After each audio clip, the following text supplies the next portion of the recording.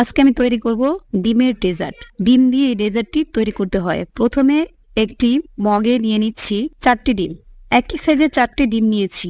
এবার দিয়ে দেব হাফ কাপের একটু কম চিনি। আপনারা কেউ চাইলে চিনিটা আরো কম দিতে পারেন, মিষ্টিটা যার যার পছন্দ অনুযায়ী। এবার এই চিনিটাকে ডিমের সাথে ভালো করে মিশিয়ে নেব।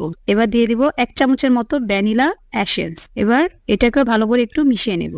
এবার দিয়ে দিব আগে থেকে জাল করে নেওয়া লিকুইড দুধ 1 কাপ। এবার এই দুধটাকে ভালো করে ডিমের মিশ্রণের সাথে ভালো করে মিশিয়ে নেব। এবার একটি চালনির সাহায্যে আমি ডিমের আর দুধের যে মিশ্রণটি সেটাকে ঢেলে নেব এবং চালনি দিয়ে চেলে নেব, যাতে কোনো লাঞ্চ না থাকে। আমি যে মোলটায় তৈরি করছি সেই মোলটা আগে থেকে কিছুটা তেল মেখে নিয়েছিলাম। এবার এই মোলটাকে চুলে একটি প্যান বসিয়ে একটি রুমাল দিয়ে সেই মোলটাকে দিয়ে দিলাম সেই প্যানের ভিতর। এবার দিয়ে দিব প্রায় 3 কাপ পরিমাণের পানি। 3 কাপের মতো পানি দিব। পানিটা যেন মোল্ডের